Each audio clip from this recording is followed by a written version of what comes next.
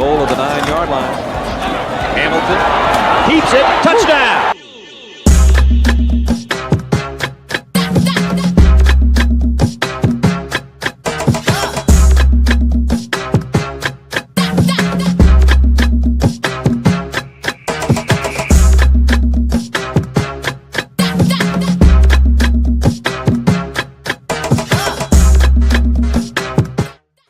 And we got to thank God every minute of every day. It's your boys.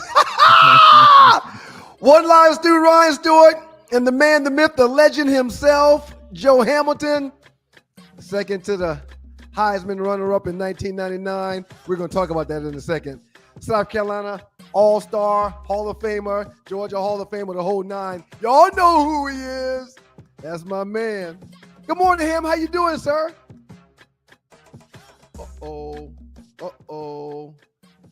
All right. We got a little technical difficulties, but we'll figure it out. No problem at all. It is your boy, One Live Stu, Ryan Stewart. I am about to be the co-host to In the Huddle with Joe Ham. I took him out for a second so he can come back in. Maybe he needs to go out of the room and come back in the room for a second. But that's fine. We will have a show today. Thank y'all for being here. So a lot of people in the chat room making some conversation and some communications. We appreciate y'all for sure. Let me try to bring Joe back up real quick. Nope, not yet. He's not there yet. All right, let's see. I'll remove him again because I see him in the green room and I see him moving around, but I just don't see when I pull him in that he's there. Y'all be patient. Bear with us. It is your boy, One Live Stu, Ryan Stewart. Let me remind y'all that tomorrow will be Thursday morning at 7 o'clock. You can catch the Two Live Stews and the Two Live Stews experience. Joe stepped out of the green room to probably reboot and come back in, so hopefully that works out for him. Got a lot of stuff to talk about. I mean, college football started and moving. The National Football League has started and moving. There has been a National Football League game already, the Hall of Fame game that took place last Thursday. Outstanding game. We saw the San Diego Chargers beat down the Detroit Lions. A lot of concerns for the Detroit Lions, which we'll talk about in a little while. The quarterback whisperer that Jim Harbaugh has shown to have proven to be true because Trey Lance last week, just a preseason game, I don't know if it was the ones or the twos or a split of personnel that he was working with, but Trey Lance got on that field last Thursday and looked like a Heisman winner. He looked like a number one freaking pick. He looked amazing, okay? He's been in a couple of stops already. I believe that the San Diego Chargers is his third stop. Drafted, traded, San Francisco had him, shook him down, got rid of him. But now the Cowboys had him, shook him down, got rid of him. And now he's out there in San Diego. And wow, boy, did he look good. Let me try to pull Joe in here real quick. Good morning, Joe Ham. How you doing, sir? Great morning, man. What a start, man. You start off flying high. You know, I didn't forget about Trey Lance. I'm doing well. First of all, I'm doing well. That Yes, smile, you are glowing. I can feel it through the airwaves about this, green grass. Oh, Phil Collins. I can smell it. I can feel it coming in. Listen, man. It's Hold here. on. Right. So before we get into our show, and this is the In the Huddle with Joe Ham, I'm your boy, One Live Stu, Ryan Stewart. I'll remind you again that the Two Live Stews will be broadcasting tomorrow morning at 7 o'clock. And if you can't make it at 7, it's okay. You can pull it up whenever time allows, just like you can for all of the shows that are on Stewart Media and Entertainment. Since I started there, and I mentioned the whole Heisman thing, we'll get to that in a second. Because there's a very good meme that's floating around on Facebook with people's thoughts about Heisman winners versus runner-ups. We'll get to that in a second. Joe, you heard me just mention it. Sir Trey Lance, in last week's Hall of Fame game on Thursday night, he's with the San Diego Chargers now, his third or fourth team. He looked like a guy that had total command of the playbook, the huddle, and the situation that he found himself in last Thursday night. Do you dare I know you watched it. Would you dare share your thoughts and feelings about what we saw from Trey Lance last night? Am I overblowing it? Am I overshooting it? Am I making something out of nothing? Or do you agree with me from what you saw from one preseason game and Trey Lance last week? Yeah, I totally agree with what you just alluded to about Trey Lance, and I'll take it a step further and saying that he's on his way. I take it a step further in saying that what Jim Harbaugh has done with him and just in OTAs, mandatory minicamp, and now the start of a preseason game and fall camp is something to be reckoned with. And I project and I see that Trey Lance is about to make himself some money from what he put on film. Now, Harbaugh and his staff, they're going to get some calls. They're going to get some calls for Trey Lance. There's no doubt about it. And I will say this. Let me take you through Trey Lance's career. Please. Yeah, I know what San Francisco did and John Lynch, the GM, and getting Trey Lance, drafting him top 5 overall. They gave up a lot. He wasn't able to get on the field because Jimmy G was there, but they drafted a project. And remember, when Jimmy G left, Trey Lance was supposed to take over. And I'm sure, and I know, and I love Kyle Shanahan, the way he's able to develop players, quarterbacks. He gives them answers for everything they can see on the football field, whether it's a run check, pass check. He gives them answers for every situation defensively. But he got hurt. He got hurt early. He hadn't still, in his career, started 5 games. He has not started 5 games in the NFL. And then he went to Dallas. Obviously, Dallas, he was behind Dak Prescott. It didn't work out. So we hadn't seen much to play or much football being played by Trey Lance. And remember when he came out of college, he hadn't started no more than 12 games out of college. So this guy hadn't played much football at all. And when you touch Jim Harbaugh and the system Jim Harbaugh likes to run, what I saw is a guy with footwork in the pocket, a guy making decisive throws, a guy that I thought that used to have just a fastball. Even if he was throwing a swing route or a flare route, he would throw it like he's throwing a deep comeback or a one ball, what we talk about, that has to be on a rope. He didn't have any touch. So I saw touch. I saw the deep ball. I saw audibles at the line of scrimmage, getting those guys in and out of good plays into bad plays into good plays. And that was all because of Jim Harbaugh. And that's not saying anything about Kyle Shanahan or Mike McCarthy, the previous stops. I'm talking about the offense. And remember, Jim Harbaugh is a run-first type of coach. He's going to ground and pound. With those 2 left tackles, Slater and Alt, who he drafted, they're going to be downhill, and the running back now is coming in. Amarian Hampton is going to be – they're going to be very, very good. So Trey Lance, to me, is – I see the steps. I see the steps of becoming an NFL quarterback. We're not going to eat up much time in the huddle with Joe Ham. I'm your boy, One Life Stu Ryan Stewart, co-piloting with Joe today. We're not going to take much time on this because we got too much to talk about today, okay?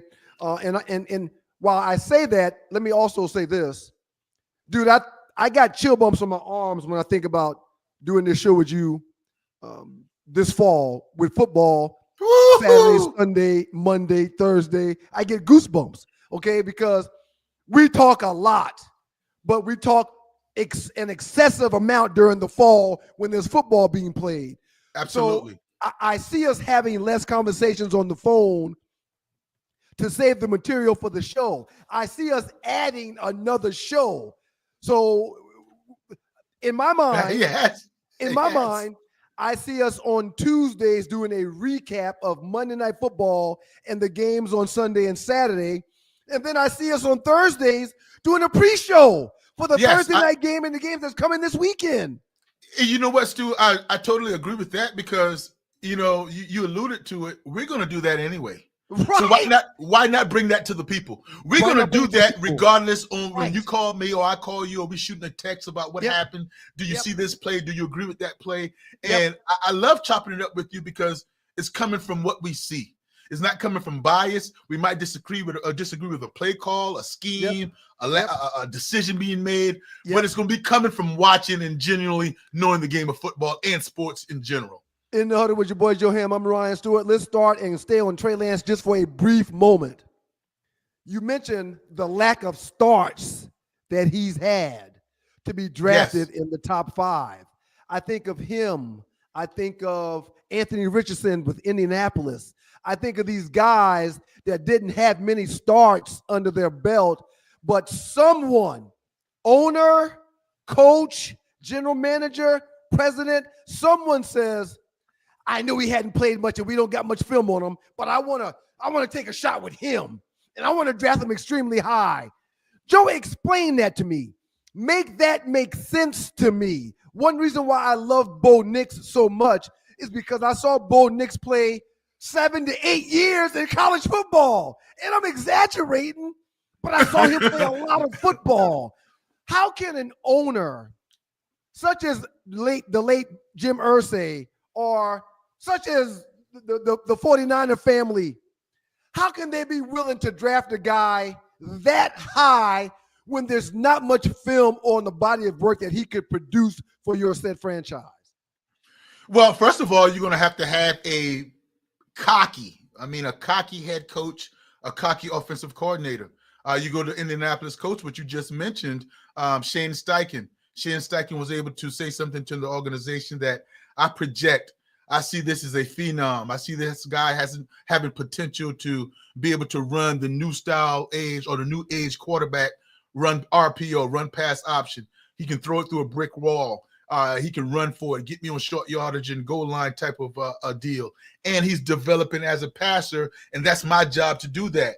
You talk about Trey Lance. He's able to go up to upper management and tell John Lynch, and which John Lynch saw that as well.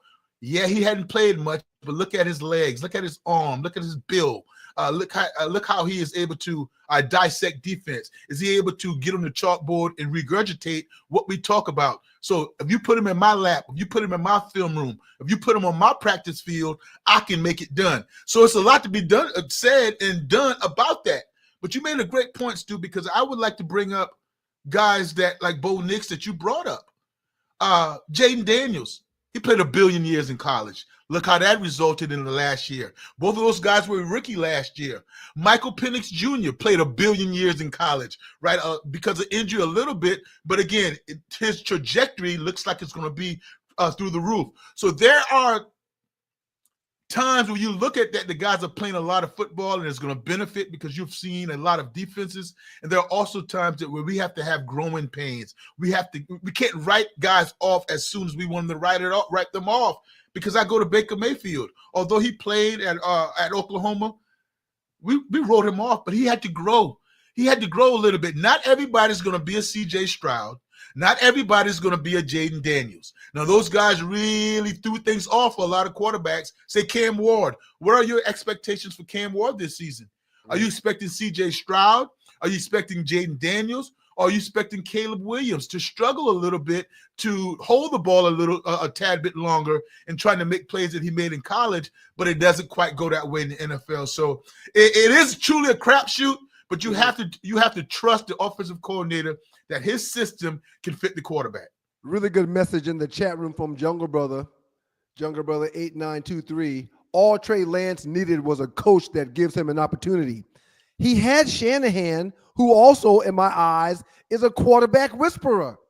Yeah, but he had Shanahan. No, shout out to Jungle Brother because he's on to something. But again, he didn't have the opportunity. He wasn't going to come in and beat out Jimmy G. Jimmy G had just gone to a Super Bowl, right? Right. He had opportunity in Dallas, but still, he's not going to beat out Dak Prescott. No. And oh, by the way, newsflash, he's going to have an opportunity at the Chargers, Los Angeles, but he's not going to beat out Justin Herbert. No. So his deal is what preseason ball is all about. And everybody needs to know that you're not just auditioning for the team that you're on. You're auditioning for the other 31 teams that can look at you and study film because believe you me, film is going to get back to the other teams about how you played in practice and how you played in the preseason. So hopefully if things go, knock on wood, you don't want any injuries from anybody, but somebody's going to be calling for Trey Lance. If he continues to play like he's playing now, because I don't anticipate Justin Herbert playing much in the preseason. So Trey Lance is going to get an opportunity to play. I think guys are going to be calling for him. And if they call for him, Trey Lance only needs the opportunity to be a number one guy. He hadn't had that opportunity yet. Several things to talk about this morning on In the Huddle with your boy Joe Ham. As a matter of fact, we've changed the trajectory of the show here within the last 30 seconds. Lovely, lovely. And I didn't know it, and Joe didn't know it either. Shouts out to your younger brother, because Shanahan is considered a quarterback whisperer himself. So Absolutely. for him to have Trey Lance and Trey Lance not get that opportunity, and they move off of Trey Lance before giving an opportunity, sometimes that's just the way the cookie crumbles. You know, when you've got a guy, your guy gets the bulk of those reps. Who was Jimmy G at the time when he was in San Francisco with Shanahan? Well, now, Joe just said it. He stole my thunder. We were thinking the same thing. He's not going to play in San Diego either unless it's the preseason, because Justin Abraham's going to be getting those reps.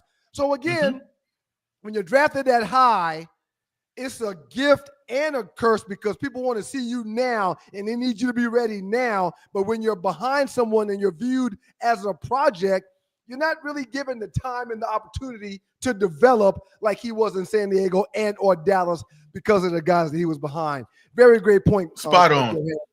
Let's move straight into the quarterback talk that we were going to do on the heels of talking about Trey Lance. The NFL, Joe, is stacked with quarterbacks that we haven't seen in quite some time. We're watching at least 10 possible future Hall of Famers, and they're very young. While thinking about that statement I just made, while looking through some notes last night, like 3 a.m, I'm online just reading some stuff. Yes. And it dawned on me, in the freaking NFC East alone, Jalen Hurts, Patrick Daniels, Dak Prescott, and Russell Wilson. In the NFC East by itself, you've got 4 phenomenal quarterbacks.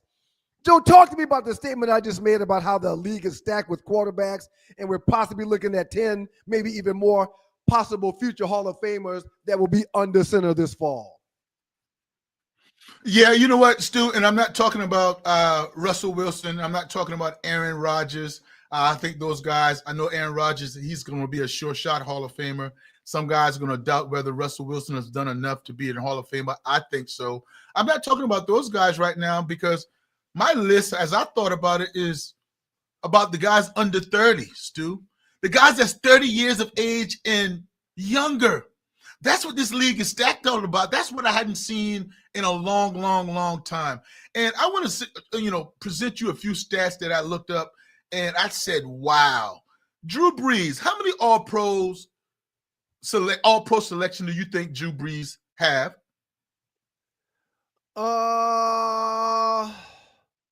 Drew Brees, what? He's a 3 or 4 time All-Pro selection, right? Okay, no, sir, that would be 1. How many All-Pros do you think that Troy Aikman possess? Okay, if I gave Drew Brees 3 or 4 and he only had 1, I'm gonna give Troy Aikman 2. 0, sir. 0.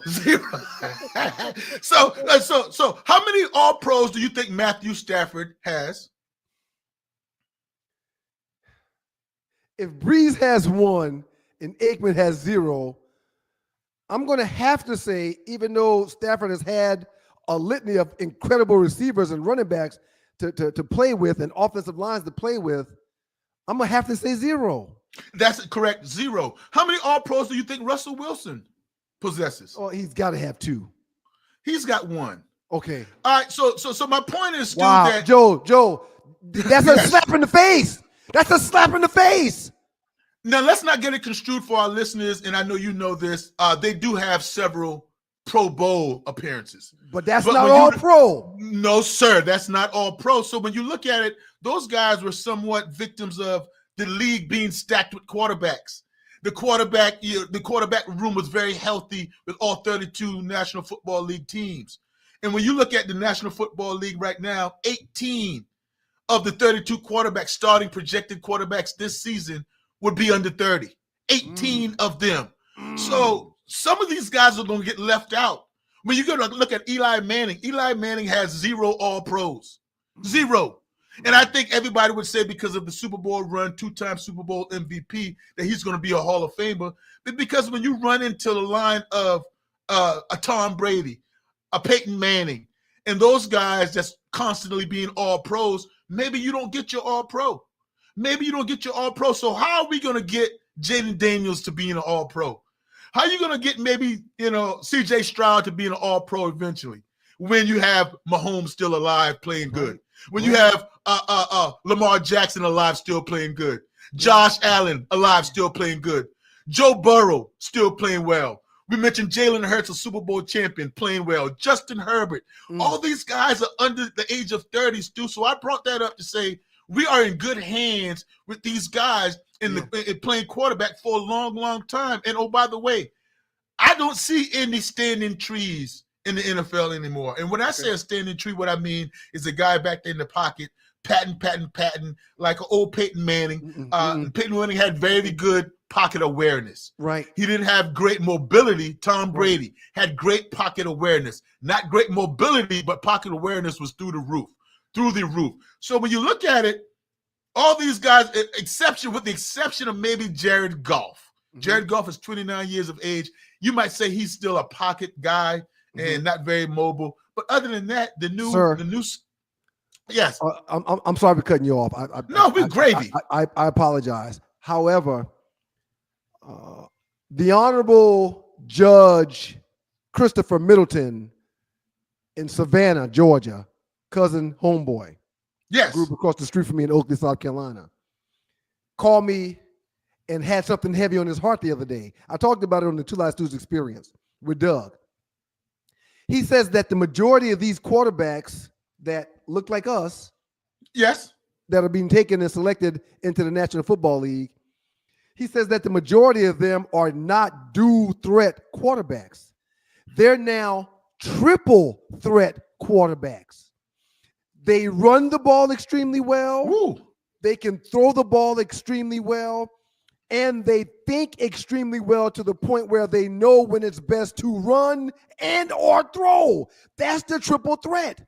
You just mentioned my quarterback in Detroit, who I love. Jared Goff. I love Jared Goff. You mentioned earlier Matthew Stafford, who from time to time will get out of the pocket. Not often. He's not a run threat at all. Right. Those guys don't have the ability to be triple threat quarterbacks. No, sir. But this new school guy, they do. So there's an added dimension at the quarterback position these days, Joe, because not only are they running it, not only are they throwing it, they've got the mentality and the mental capacity to make the best decision during every play when it comes to, do I run or do I throw? Give me your thoughts on that triple threat situation real quick, Joe. Well, it's very excellent. That's an excellent point. And that's why you're going back to, if I was to have a poll for anybody, top, a 50 people throw poll at the barbershop and say, pick your starting quarterback out of all the pool of all the quarterbacks in the National Football League right now. Most people would leave Patrick Mahomes off. Most people would leave Joe Burrow off. Why? Because they're going to what you alluded to, the triple threat. They would go Lamar Jackson. They would go Josh Allen. They would go Bo Nix. They would go Jaden Daniels. Because of what you just said, even C.J. Stroud. C.J. Stroud is not in that elite triple threat. Yeah, he can be able to move, but he's more of a thrower.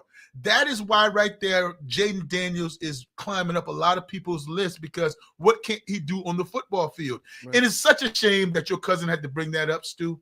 It's such a shame about the mental part about it, because that was a negative connotation on us growing up as Black African-American quarterbacks. Yeah, we can run, but we couldn't think. We couldn't read coverages. We couldn't make those decisions on the fly, mix up coverages on us and we'll fall or we'll fail or we will get stuck. That's never been the case. Right. But now when you see a flood of the NFC East you just mentioned, the NFC East you just mentioned possesses 4 Black quarterbacks. African-American quarterbacks that do it all. Now, I wouldn't necessarily say, Dak Prescott is a triple threat that you're talking about. Right. But he's able to move around like he's moving around. He can get out there and move that pocket. So I don't look at me wrong for this. And I know I'm always pro-Black and pro-African-American when you're talking about quarterbacks and starting in the National Football League. But I've graduated just to say mobile quarterbacks, period. more because Bo Nix is in that realm. Jordan Love is in that realm. Those guys. So I'm just going now, just athletic triple threat. Now they're derived the more African Americans than not.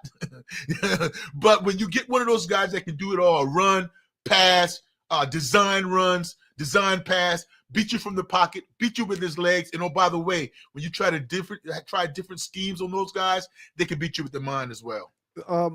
Before we get off of that, and I ask you one more question before we get back into some other stuff we had planned. Eli Manning, Hall of Famer or no? Yes. You mentioned Eli a second ago. Joe, why do people hate on Eli? Why are people saying that he does not deserve to be in the Hall of Fame? But well, because the same reason I hated on him, because in the regular season, he's even Stevens with touchdown to interception ratio. In the regular season, he is barely or maybe right at 500 when you're talking about wins-loss. He's not a regular season guy. He's not performed. He's never led the league in passing. He's led the league in interceptions 1,000 of times. But when I've crossed over to said yes so quickly is because it's a totality. And when you do it on the big stage, when you're able to beat Tom Brady and Bill Belichick twice, I have to let him in. But is he a can't-miss prospect? I don't know. And that's why I sent you just our thoughts about the show. What constitutes a Hall of Famer these days, Stuart? Right. I mean, because he doesn't look like a Hall of Famer, does he? Well, Eli Manning, how far? Just your knowledge of football, your knowledge of quarterback, and your 52 years of living, right? What's your quarterback? On. What's a good passer rating for a quarterback? Oh man. You're not talking about QBR. No, I'm not talking about nothing. It's a simple question. What's a good passer rating from a quarterback? And I'm asking a guy that was a quarterback that was the second runner Heisman up. What's a good passer rating for a quarterback? Anything in the 100 is really, really good. Okay. 115 and above, you get in the elite status. You're getting into the Hall of Fame status when you get 115 to 120. My question was, what's a good passer rating? Oh, 100. Okay. All right. Eli's had an 84.1. You sure you're not looking at QBR? No, I'm looking at passer rating. That's not good. Regular season stats. That's not 84 good. Isn't good, Joe? No, sir. When you're talking about measuring it up with his brother. What does his brother have? I mean, some of those guys. I'm just saying some of those guys are probably, right around 99 to 100. Guaranteed. And remember now, when you asked me or you presented me that question, I said he's in the Hall of Famer, but I can see why guys hate on him as much as they do, because in the regular season, he's never won a Super Bowl winning the division. He's won both of his Super Bowl being the wild card team. So some would argue that Eli Manning only went on runs 2 times in the playoffs in his entire career. Okay. 2 times he went on runs. I got passer rating for Peyton Manning career-wise, 85 to 87.4. So when you say 100, Joe, they don't get much better than and again, I could be looking at the wrong numbers and the wrong stats, but it does say passer rating right here. Yeah, career rating of 87.4 for Peyton. Yeah, if they have Peyton at 87.4, that is QBR. That's a new metric they're using. That's just they don't go above 100 at all on that rating. So if Eli is that, he's right in. He's right into it. He's right there among those guys, and his regular season is going to be even better. But for me, I look at wins. For me, I look at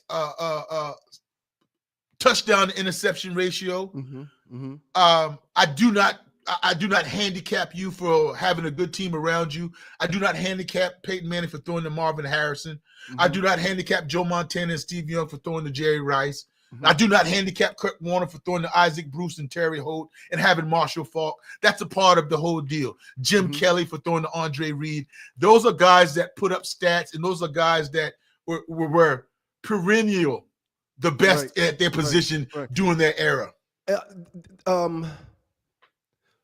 Those variables that you just mentioned, you're not going to penalize guys for having a good team around them. You're not going to penalize guys for having a Hall of Fame type wide receiver. It's not Peyton. We can't say okay, Peyton Manning wouldn't have been Peyton Manning if he didn't have Marvin Harrison. We're not going to do that. We're not going to do that. Andrew Luck wouldn't have been Andrew Luck if he didn't have Reggie Wayne. We're not going to do that. That's not fair. So with that being said, Peyton's numbers without really having a stud is comparable to the greats. But we're not going to lean on that. You mean Eli? You mean Eli's number? Eli, not Peyton. Eli. Yeah. Okay. No, it's Stu. Sir, they are not comparable to any of the studs. They're not. Eli Manning. But we just talked about his passer rating be comparable to his brothers. No. You did that. You can't. After the dialogue we just had, you can't circle back and tell me that it's not comparable when Eli's in 84 and his brother's in 87.5. You can't tell me that's not comparable. That's not fair. That is not fair, man. But if you mention your top 5 in history, top 10 in history, and Eli Manning numbers don't go up with any of those guys' numbers. Okay. Percentage, completion percentage, winning, numbers during the season, it doesn't compare. It just doesn't compare. And I know the ratings. The ratings go a lot of things. Clutchness. That rating you're reading has a lot to do with different variables. Fourth quarter comebacks. All those things are into it. But he's a good quarterback. But like I said, you can go on and on and on before you mention Eli Manning as one of the top 50 greatest quarterbacks. Okay.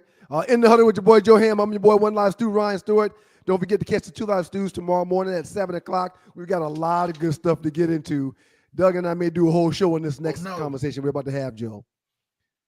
So, Ham, I want to talk to you. Absolutely. I want to talk to you about how this week, I believe the game is on Friday, the Cleveland Browns have a preseason game, and quarterback number 1 will be Shedeur Sanders. Okay. Now, listen, okay. Yes. You and I have gone to war over said player Shedeur Sanders. You and I have gone to war about Deion Sanders. Now here, the Cleveland Browns this week bring in another quarterback, but find themselves with 2 of their potential starters with hamstring injuries. Pickett is down. Gabriel's down with bad hamstrings. Joe Flacco, we hadn't heard much about. They're trying to save him to be their starter. But Joe Flacco won't take many reps because he's old and they're trying to preserve him for the season to be their starter. So somehow, Shedeur Sanders falls from a top 10 pick to the 144th pick, a 5th rounder.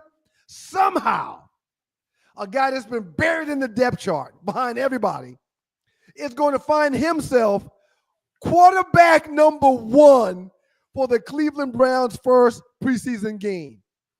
Now, we often talk about how preseason games don't matter.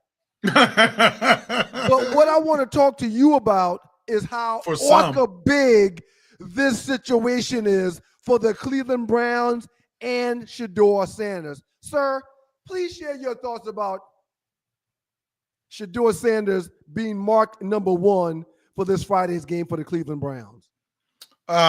Prayers answered. That's what I can say. Prayers answered for Shedeur Sanders. This is what he was praying for. How can I get myself reps? How can I get on film? How can I let 31 other teams know I can ball? How do I let the fans and the critics know that was a mistake for dropping me in the 5th round? That was a big-time mistake. And Dylan Gabriel better watch out. All right, Kenny Pickett better watch out because here comes maybe I'll get released. Maybe I'll get cut. Maybe when I come from this hamstring injury, I'm behind Shedeur Sanders. Because what do I know about Shedeur Sanders is that he's a gamer. What I know about him, that he didn't pout. He didn't have the sad face when interviewers was in his face about not getting reps. When he told his dad that I don't want you to come see me because I'm not getting on the field. He went and worked. What do I see on NFL Network constantly about Shedeur Sanders? Before practice, 20 minutes. After practice, 30 minutes. And wide receivers are out there too as well, working on his craft. What I heard from Coach Kevin Stefanski, that he's the hardest worker or one of the hardest workers that I've seen. He's going to be prepared. And what I'm thinking, Stu, now is that Joe Flacco is the starter in the minds of the Cleveland Browns coaching staff. He knows the offense for being there 2 years ago. He's going to get reps and timing with Jerry Jeudy and some of those guys. He's going to eventually get those timing. That's going to be okay. But Shedeur Sanders, eyes are going to be on him. Now, he can make himself or break himself because hamstrings, they linger. So I foresee this is not going to be the first time he starts in a preseason game. And I'm going to look at Shedeur Sanders for a few different things, I'm going to be looking at a few different things.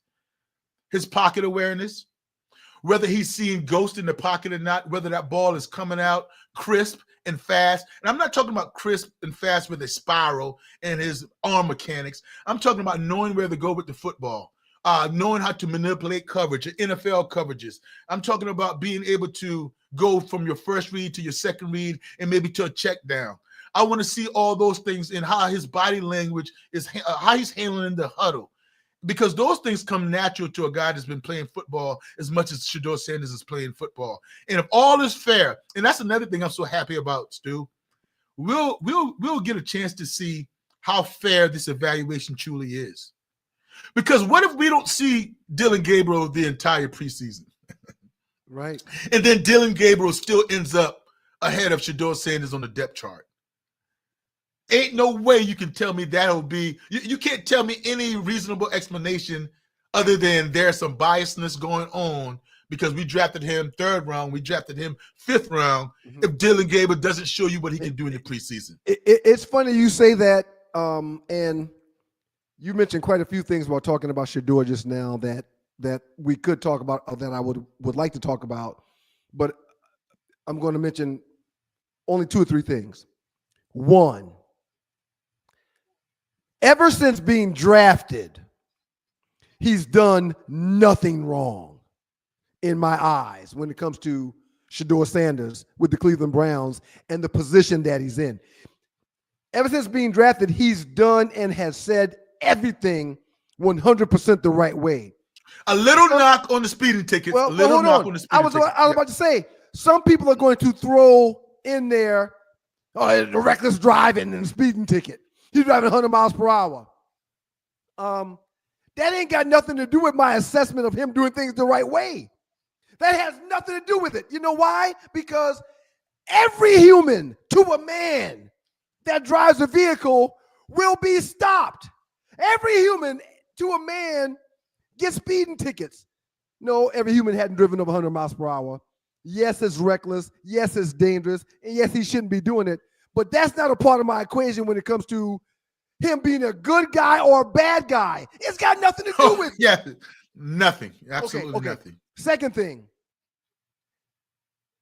he's a 5th round pick that was brought in behind a guy that was a top 12 pick in Pickett, I believe, and a guy that was taken in the 3rd round in the exact same draft. He's not supposed to get first team reps when you're the 3rd or 4th guy on the depth chart behind guys with that pedigree. It doesn't happen. Absolutely. And I had no problem with that. You're right. You're right. Listen, I said earlier this year that Shedeur Sanders can't do anything to get reps with the first team. There's nothing he could do. No. When you're drafted 5th at the quarterback position and you've got a room now that's got 5, 6 quarterbacks in it, hell, you drafted in the 5th round, you lucky to get a snap on the game time film, period. So for him to be a 5th rounder. I've been there. Joe, I know. Joe, when you get drafted by the Indianapolis Colts, you're behind Peyton Manning. You got to know that there's nothing you can do to get reps. No, sir. And here we are this week on Friday, and the guy that was drafted 144 overall in the 5th round is going to be starting in the game. So I say all that stuff to say this. Joe, I'm convinced that it's divine intervention on his behalf for him to get this opportunity. And I'll go back to what I said when you and I debated it for quite some time now. He's going to make the most of it, Joe. Yes, he He's is. going to make the most of it, Joe. Joe, you know why he's going to make the most of it, Joe? Because 20 years ago, his dad was like, this kid's going to be a quarterback, and I'm going to do and give him everything possible to help him be the best quarterback that he can be. Joe, he's been groomed and he's been set up to prepare to win in this situation for his entire life. I don't think he's going to be rattled. I don't think he's not going to be ready to make the decisions that need to be made during the course of play this Friday. Joe, not a lot of people in his situation or in his position has been tutored a couple of summers by one of the greatest quarterbacks in the history of the game, Tom Brady. But he has. What? Why are some people saying that he's not only going to fail, but fail miserably when he hadn't done that his entire life, Joe? Please tell me why. Oh, come on, man. But because you're not going to get rid of the haters. You're not going to get rid of the haters. And you know, I can tell the difference between a hater and somebody that judged him against his flaws at Colorado. Maybe he held on to the ball a little bit long. Maybe his escapability is not what you think it should be. All those things are fair judgment. But if you see him doing that in the next level, you can, change your decision or change your outlook or change your opinion on him. Haters don't want to change their opinion. Haters are going to say that haters are going to blame it on the only reason Shedeur is getting an opportunity is because they didn't want to play Joe Flacco, and 2 hamstring injuries in Kenny Pickett and then Dylan Gabriel is the only way he's starting. Me, a realist, is going to look at it and say, whoa, could this be a Russell Wilson in Seattle and when he was going against Flynn? And they had paid Flynn that money, and they projected him to be the starter. And Russell Wilson $10 million grabbed the bull by the horn when he got. Yes, they did, Stuart. Yes, they did, Stuart. And Russell Wilson grabbed the bull by the horn and took that job away. So I think now this is the question I want to have, and I'm going to be looking for to get the answer on Friday. Who's he playing with? Who is he playing with? Meaning, I'm pretty sure that not many starters are going to be in there, but don't have the 4th and the 5th string line blocking for Shedeur Sanders. I don't set him up to fail. Now, you're not going to start the starters just because you want to start them. I understand that, especially if Joe Flacco's not out there. But are you preparing this guy to make sure you can really evaluate him? And how much is that owner? You heard the words of the owner a week back when he was like, no way we draft Shedeur, and it didn't sit well with me. It didn't sit well with me. So, is he fighting? Absolutely? Is he fighting the uphill battle? Even if he does well with the ownership? So there's a lot of things to go into it with Shedeur Sanders, but I'm going to be looking at is the 4th string receivers in there with him, or the 2nd string receivers? Is the 2nd string guard is in there, or the 5th string guard? Because those things goes into whether a guy can get a true evaluation or not. Because believe me, I'm looking for him because they just signed Huntley, and they signed him for a reason because the other 2 guys, Pickett and Dylan Gabriel, can't go. So I'm looking for Shedeur Sanders to I think he's going to line up the entire first half. Joe, real quick, I'm going to read a text message from my boy Bill Caldwell. Appreciate you for being here, Bill. Shedeur can't succeed with 2nd or 3rd team offense. He's set up to fail. That's the back half of the question in the comment that we've been just having. Joe, is this the ultimate setup? Are they going to do all they can to make sure that he does not succeed? That would be embarrassing to me. That would be embarrassing to what I think about the NFL. That would be embarrassing to what I think about Kevin Stefanski. But that's outside of the owner. I can see that if somebody says that coming from the owner, as I heard him talk a few weeks back or a week and a half ago about drafting Shedeur Sanders. But no, man, Kevin Stefanski is in the business of winning games. And as he looked at a Kenny Pickett that had his opportunities in Pittsburgh and was not able to get it done, as he looked at Dylan Gabriel and a guy with minimal arm strength and a guy that needs to kind of work in a specific system, he's looking for a backup, if not even a starter. He's looking for a backup because what happens if Joe Flacco goes down? So I think that coaching staff is truly trying to evaluate Shedeur Sanders. Now, they're not going to evaluate Shedeur Sanders to where they're going to have him going with the first team reps. Remember I said about a month ago on this show that a true quarterback competition is all the quarterbacks that's in the competition, they both getting reps with the first team. This is not that. They're not trying to find the number one right now. They're trying to find the backup. So with the finding the backup, Shedeur Sanders will be playing with the backup. Very good point. Very good point, Joe. Very good point. And it is also who the opponent. What is the opponent deciding to do? Although is the opponent going to play their starters? Because if they play their starters, it's going to look real messed up. It's going to look like a mismatch. But if the opponents are playing their second and third string, you can get somewhat of a true evaluation. So I don't think Kevin Stefanski and his staff is setting him up the field, but it is what it is. If you ask Shedeur Sanders that, I guarantee you he'll be happy for whatever opportunity. Even if they're trying to set me up for fail, I'm going to overcome that. Yeah, we're floating. Right now, we're cooking with Crisco in the huddle with your boy Joe Ham. I'm your boy One Live Stew, Ryan Stewart. Your boy Micah Parsons and Jerry Jones are having somewhat of a standoff. So, Joe, Jerry's hired a new head coach in Brian Schottenheimer. There's a new defensive coordinator in Matt Eberflus there. CD got his money last year. Dak got his money the year before.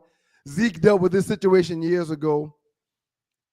What's really going on here, Joe? I got choice thoughts of my own, but again, it's in the huddle with Joe Ham. I want your thoughts. Please share what's going on with this situation, and then I'll give you a couple of thoughts before we move on. We're actually. You know what, Joe? Let me say one more thing. Let me say one more thing. Yes. And you're a Cowboy fan. It's your damn team. Thank you. This your damn team. Thank you.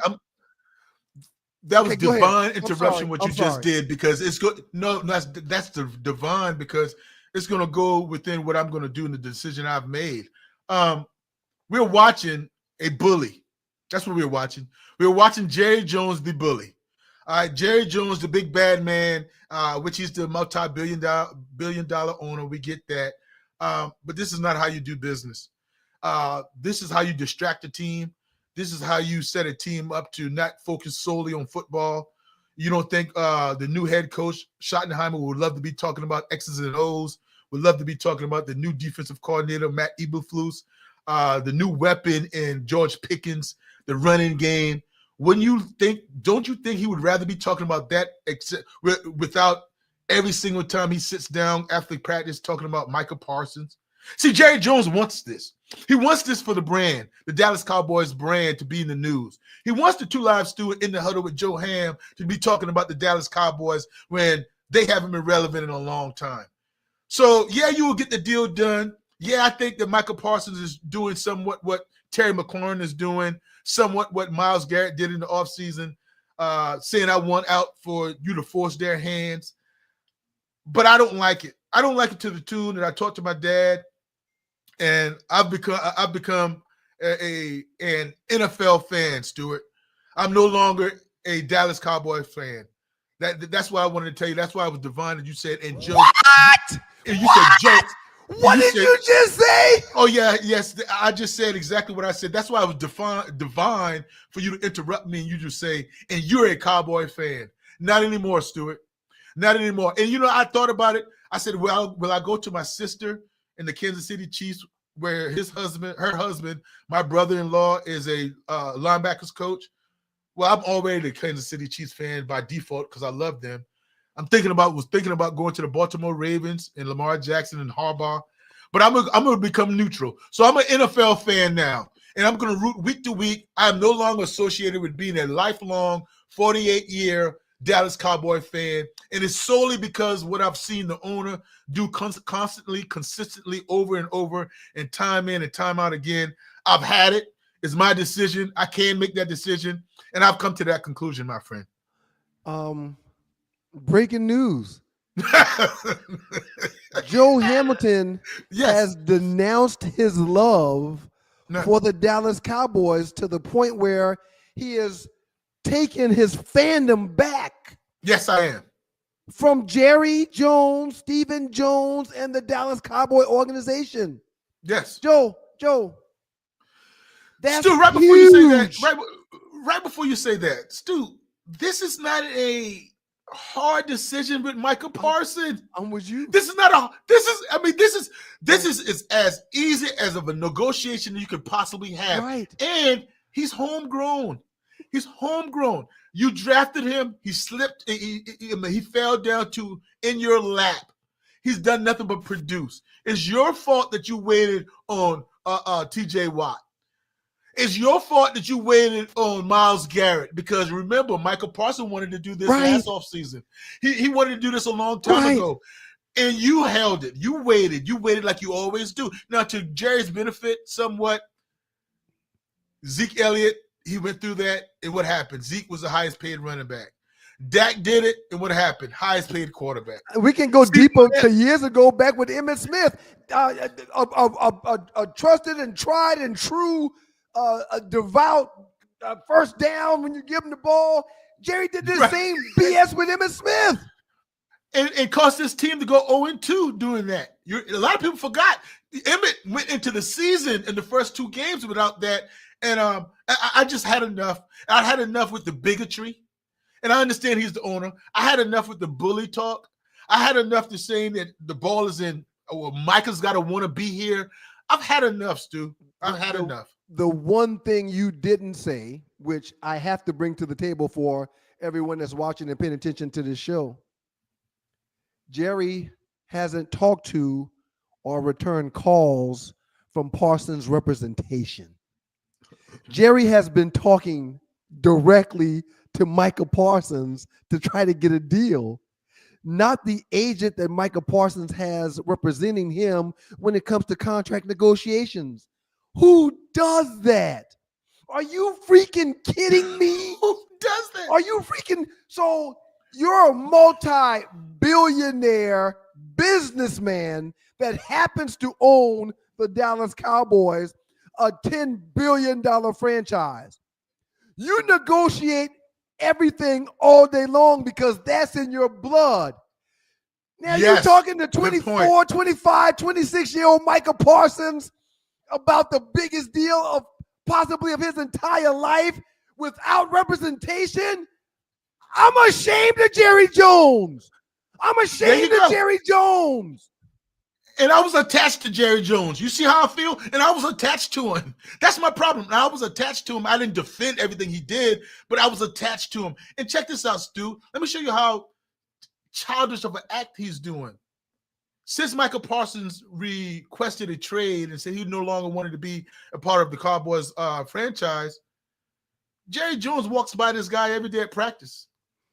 Jerry Jones sends a message to Schottenheimer that everybody's going to dress now. If you come on the football field, you're going to be wearing your jersey now. That's directly to Michael Parsons. You know, all this is just petty stuff. The petty stuff is what I'm talking. So how are you going to be on the football field with Michael Parsons, your franchise, your best player, under the age of 25? He's over there working out, and you're the owner, and you eventually want to sign him, and you don't even say what's up.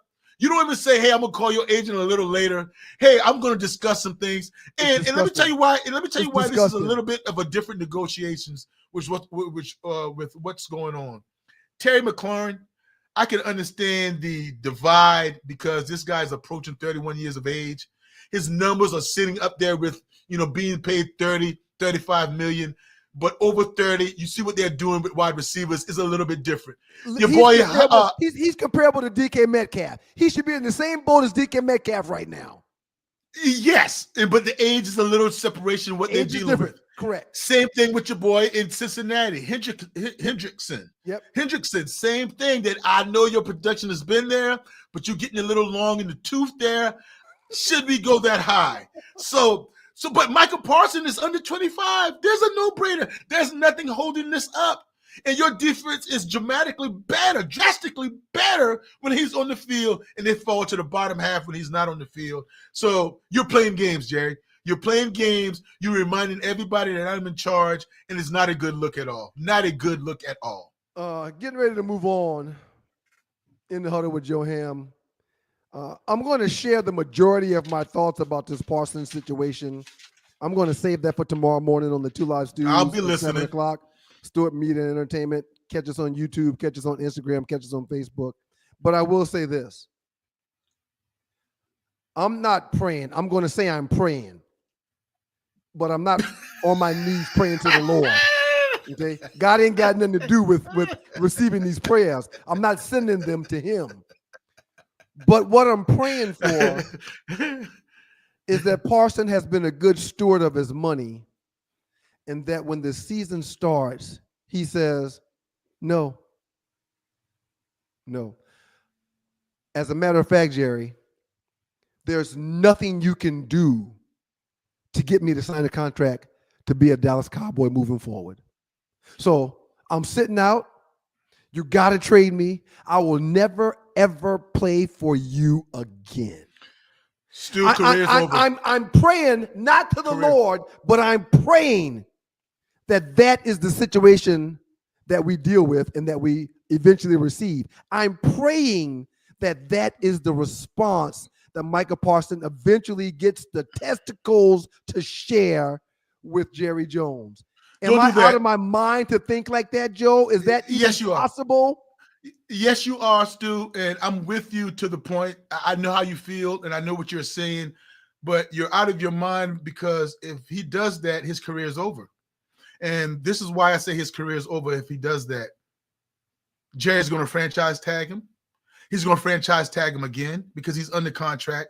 If he's willing to sit out 2 years, he's going to do just like Le'Veon Bell with the Pittsburgh Steelers. I have your control, and you're not a free agent. So there's ways that Jerry Jones, that's why Jerry Jones is talking the way he's talking. That's why he's being bully balled. That's why he's playing like the big bad wolf, because he has total control.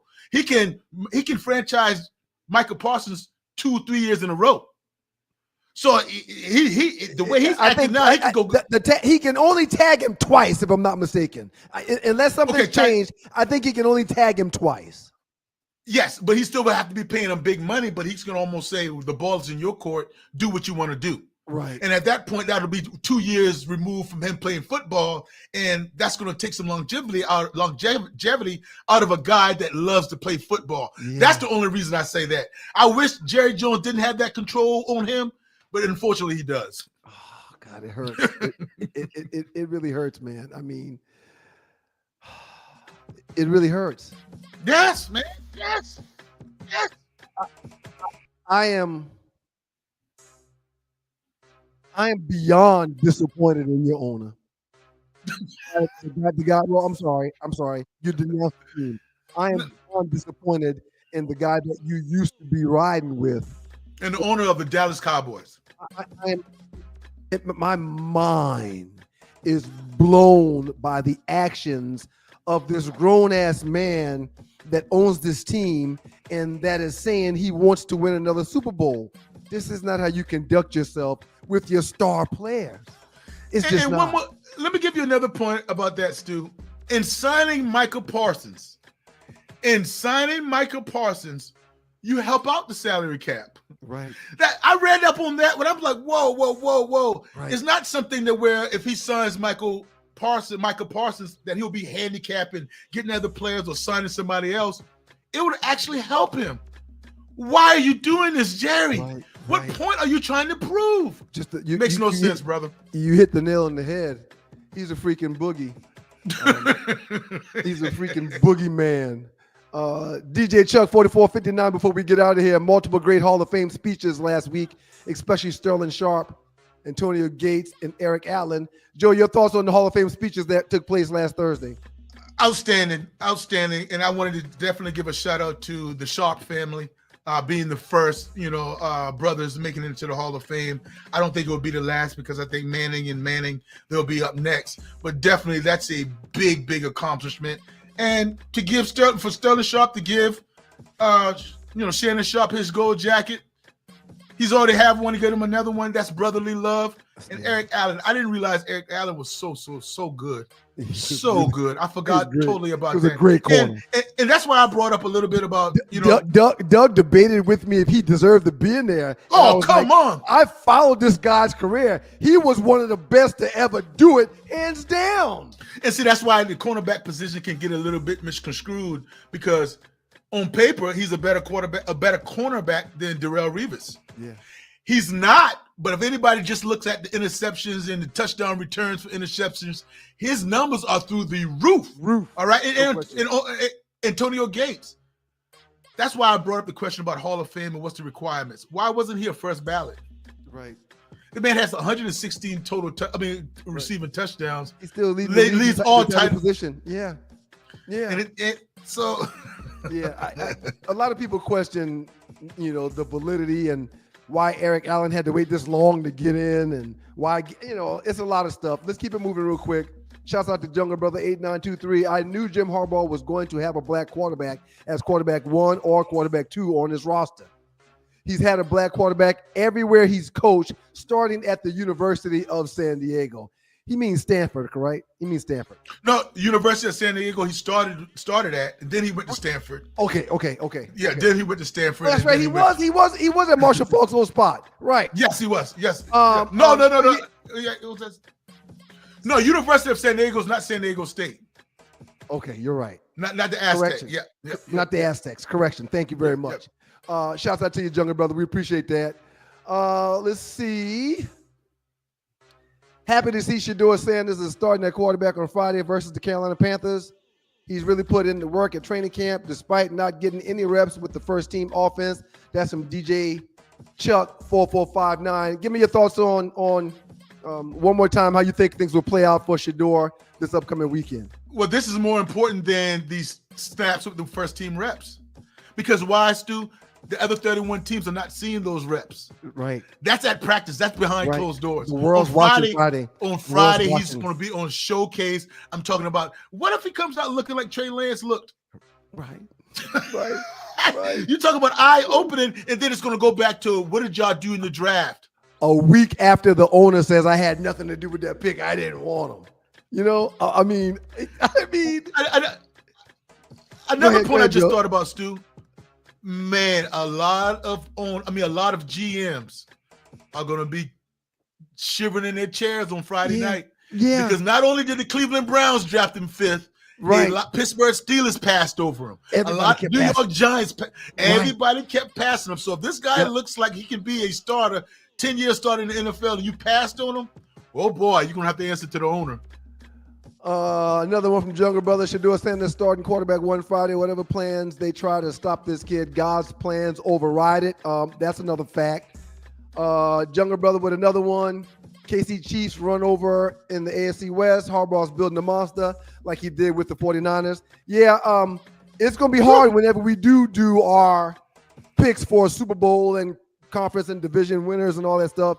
It's going to be tough for me not to pick the San Diego Chargers. It's going to be real tough. I am a believer in Jim Harbaugh and how he builds the team. Yeah, but check this out, man. That division is stacked with coaches and players. That's Pete Carroll. That's Pete Carroll. Yep. That's Sean Payton. Yep. Andy Reid. And Jim Harbaugh. That's right. Okay, but again, Kansas City Chiefs now, they won the division last year and they upgraded. Okay. Yep. All right. Cousin Fly Tie. Appreciate you, Fly Tie. Thank all y'all for being here. We really appreciate it. Fly Tie said, I think you're off, Stu. Looked at the all-time passer rating and Peyton at 96.5. I was looking at regular season passer rating, not entirely postseason and all that. I was looking at regular season numbers when I said 85.7 or 87.5 for Peyton.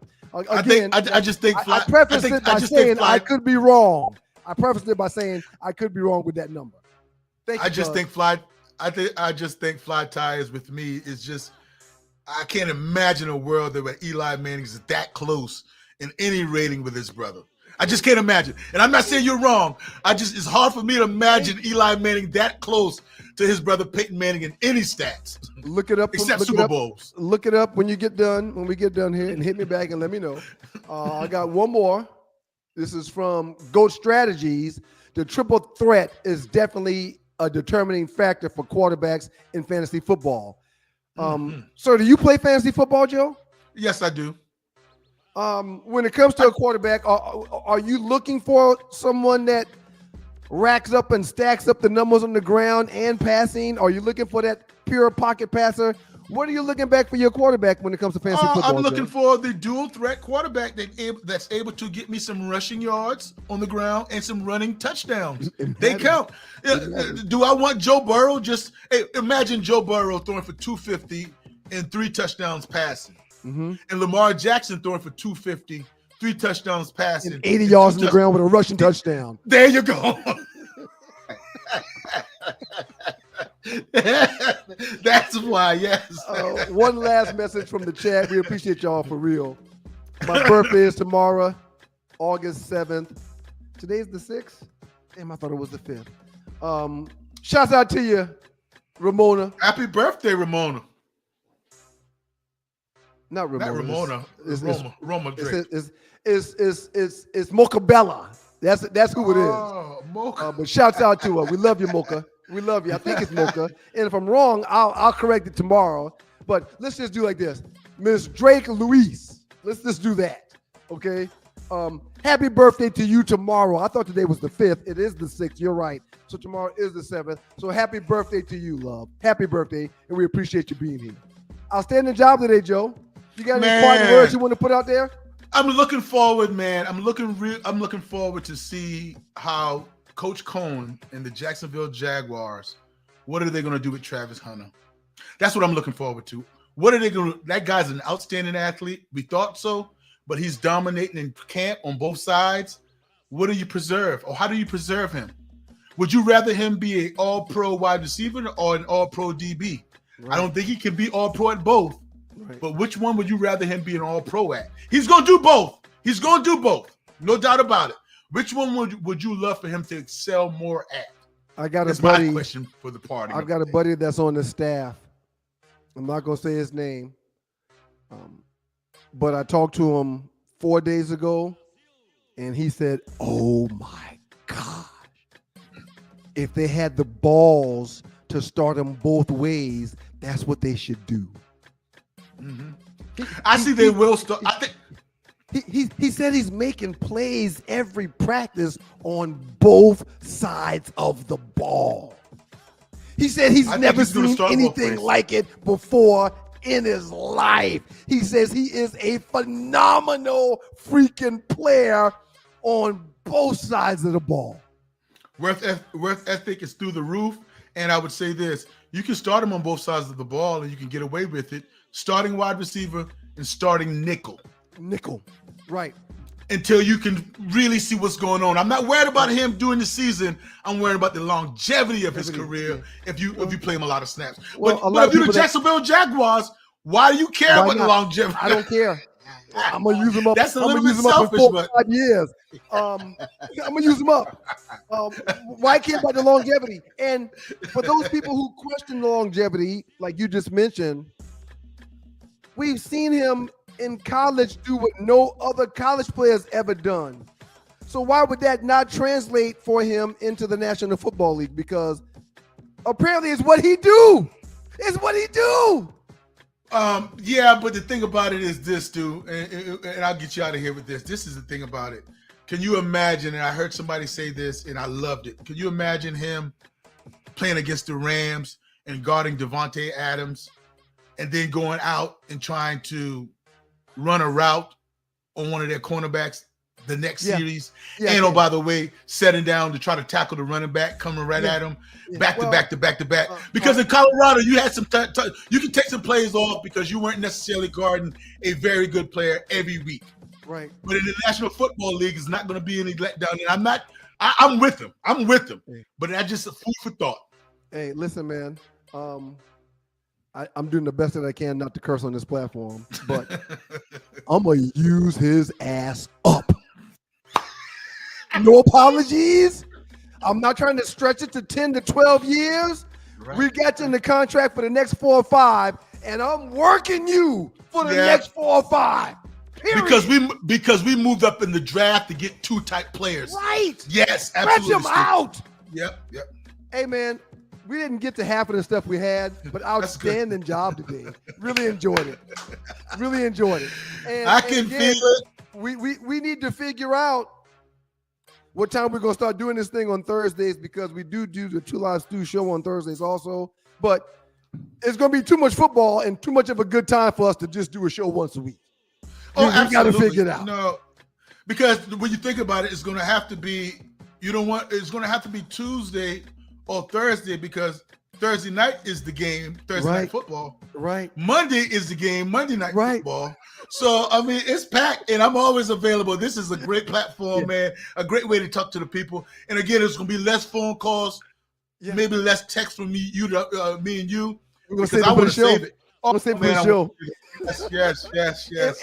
And to date, we've been doing this show for a few months now. To date, we hadn't gotten into an argument and or a debate about anything really, like we're doing the phone calls. I foresee the phone calls becoming reality for this platform. And oh my gosh, what a treat it's going to be for the viewer and for the listeners. Because our debates, that's one thing I love about our debates. It's informative. You're not coming out of the air with you are well prepared. You will do your research to come to me, and I'm going to do extra research to come to you because it can't be any fluff. No fluffs being accepted at all. We appreciate y'all. Everybody in the chat room, you get an A+. Thank you very much for hanging out with your boys. Don't forget about the 2 Loud Stews tomorrow morning, 7 o'clock right here on YouTube, Instagram, Facebook, all those platforms. Y'all please continue to pass the word. And also, will be a Giving Thursday tomorrow, so hopefully you can step up on that front as well. Joe, A+ for you. Outstanding job. Man, I love it, man. Outstanding job. Keep on winning your fight because every time you keep winning your fight, we're going to keep working. We're going to keep on doing there it. You go. You know? Yeah. So, I'm up 21 points right now. You get them. You get them. And listen, I'm not holding back the points. I'm giving you the points when you deserve the points. Trust me. I don't mind taking an L. I don't mind. No. I'm talking with my fight. Oh, okay. Yes. Okay. Yeah. Win that. No, I'm not worried about that. No, that one we in together. That scoreboard we in together. I'm talking about my fight. Yeah. Win that fight. Yes, sir. You win that fight. To God be the glory. Thank y'all. Yes, sir. We'll see y'all tomorrow morning. Great job, Joe. Yes, sir. Another quick reminder, 2 Loud Stews tomorrow morning at 7 o'clock on YouTube, Facebook, Instagram. Last night we had The Truth Isn't In Us with Tanya Wilder and Tree and that crew. Show was exceptional. It's going to be a great show on this platform. And again, we got a lot of good stuff going on. Great, huge, big news coming that we will share with you maybe even tomorrow. Don't forget about 2loudstews.tv. And again, peace and blessings, y'all. Thank y'all very much for being here. Holla at your boy.